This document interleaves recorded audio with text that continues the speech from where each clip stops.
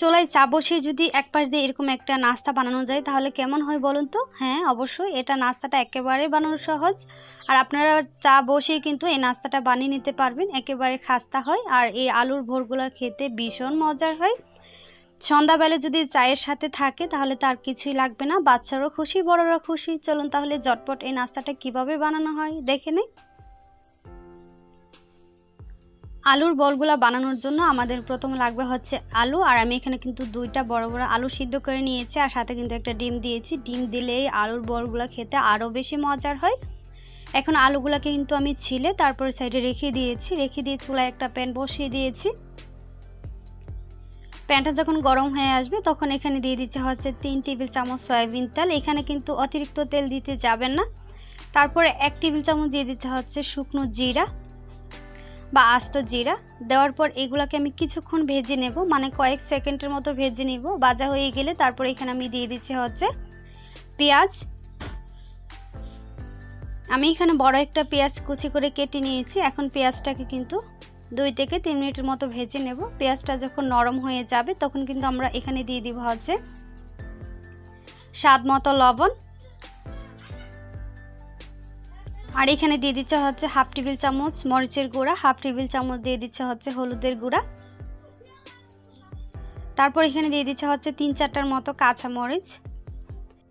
দেওয়ার পর আমি কয়েক সেকেন্ডের মতো এটা নেড়েচেড়ে মশলাটাকে ভেজে নিব। আর এখানে কিন্তু পানি দেওয়া যাবে না। মশলাটা নেড়েচেড়ে ভেজে নিয়েছি। এখন আমরা এখানে দিয়ে দিব হচ্ছে যে আলুটা আমরা রেখেছিলাম সিদ্ধ করে। আলুটা কিন্তু একেবারে ম্যাশ করে দেওয়া যাবে না, এইভাবে হাত দিয়ে দিয়ে ভেঙে ভেঙে কিন্তু দিতে হবে। আর এইভাবে একটু আস্তে আস্তে থাকলে না আলুর ভোলগুলো খেতে আরও বেশি মজার হয়। এইভাবে কিন্তু আমি সবগুলো আলু ভেঙে দিয়ে দিয়েছি। দিয়ে তারপর কিন্তু আমি আলুর পুরটাকে আমি 1 মিনিটের মতো রান্না করব।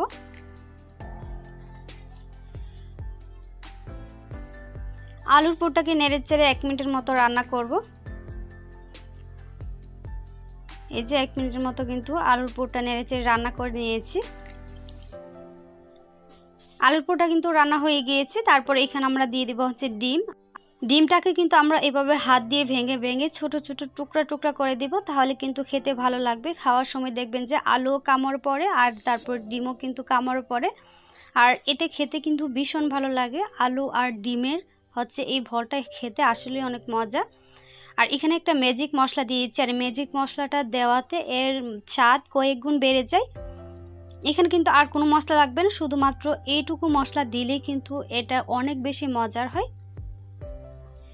এখন আমি নেড়েচেড়ে আরো 2 মিনিটের মতো রান্না করব।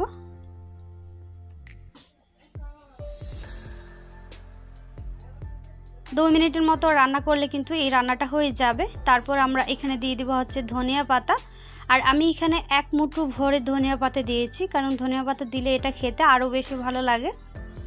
ধনিয়া পাতাটা দেওয়ার পর আমি শুধুমাত্র 1 মিনিটের মতো রান্না করব। ধনিয়া পাতাটা দিয়ে কিন্তু বেশি রান্না করার দরকার নেই, 1 মিনিট মতো রান্না করলে কিন্তু রান্নাটা হয়ে যাবে।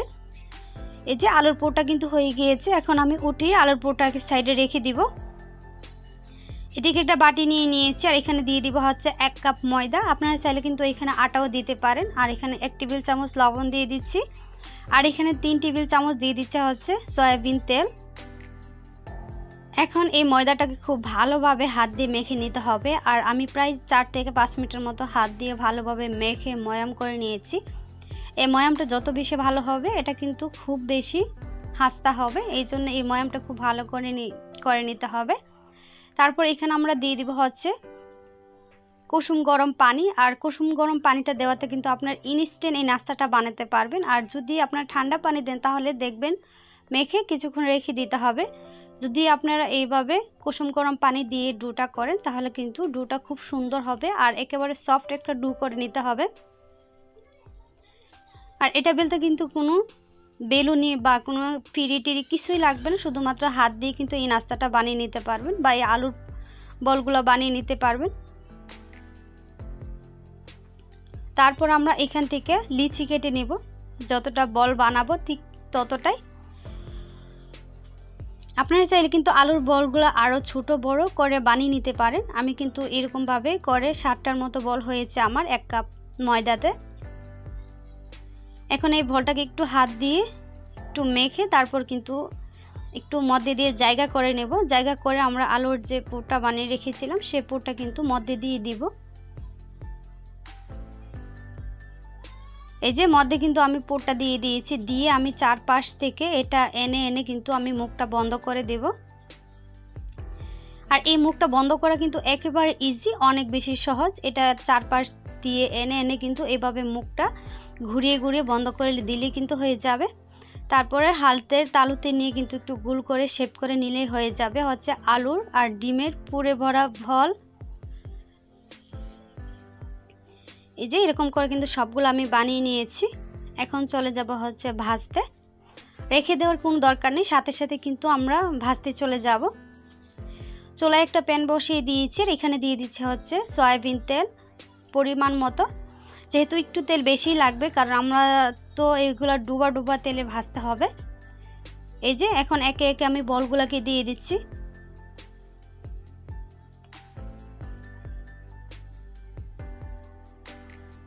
এই বলগুলো কিন্তু অনেক গোল গোল হয় দেখতে, আর দেখতেও অনেক বেশি দারুণ লাগে। এই যে একে একে কিন্তু আমি 7টা বল দিয়ে দিয়েছি। দেওয়ার পর আমি এইভাবে একটু উপরে তেলটা দিয়ে দিচ্ছি।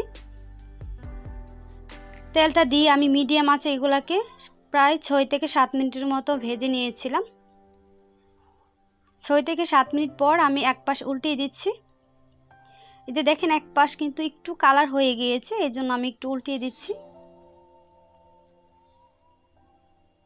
এই যে এভাবে কিন্তু কয়েকবার উল্টিয়ে পাল্টে কিন্তু চারপাশে ভেজে নিতে হবে। উল্টান হয়ে গেলে আমি অপর পিঠ কিন্তু আবারও ভেজে নেব প্রায় 3 থেকে 4 মিনিটের মতো। 3 থেকে 4 মিনিট পর দেখবেন খুব সুন্দর একটা কালার হয়ে গিয়েছে।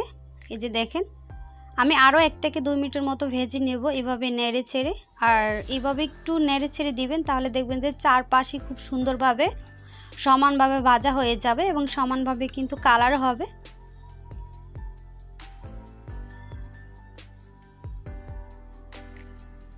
এই যে দেখেন খুব সুন্দর কিন্তু একটা কালার হয়ে গিয়েছে। আর এই পর্যায়ে কিন্তু আমি বলগুলোকে উঠিয়ে নিব। আপনারা চাইলে কিন্তু আরও কালার করতে পারেন, আমার মনে হয় এই কালারটাই ঠিক আছে, তাই আমি এখন আলুর বলগুলোকে উঠিয়ে নিব। এই যে এখন একে একে উঠিয়ে নিচ্ছি, উঠিয়ে একটু সার্ভ করে দেখাচ্ছি। একে একে আমি সবগুলো বল নামিয়ে নিয়েছি। আমার মনে হয় আপনারা যত বল জীবনে খেয়েছেন এটা হবে আপনার বেস্ট বল। এই আলু আর ডিমের পুরে ভরা বলগুলো খেতে এত বেশি মজার, শুধুমাত্র চা বসিয়ে দিয়ে কিন্তু ঝটপট এই নাস্তাটা আপনার বাসায় বানিয়ে নিতে পারেন। বিশেষ করে এই নাস্তাটা বাচ্চারা অনেক বেশি পছন্দ করবে। আর দেখেন নাস্তাগুলো দেখতে কতটা কিউট হয়েছে, আমি একটা ভেঙে দেখাচ্ছি ভিতরটা কতটা সুন্দর এবং সফট হয়েছে। আর অল্প মশলায় এই আলুর পুরে ভরা এই হচ্ছে নাস্তাটা আসলেই অনেক বেশি মজার। ডিম আলুর পুরে ভরা বল বা লাড্ডু যাই বলেন, খেতে কিন্তু অসাধারণ হয়। অবশ্যই বাসায় একবার হলেও এটা ট্রাই করে দেখবেন। সবাই ভালো থাকবেন, সুস্থ থাকবেন আর আমার সাথেই থাকবেন। আল্লাহ হাফেজ।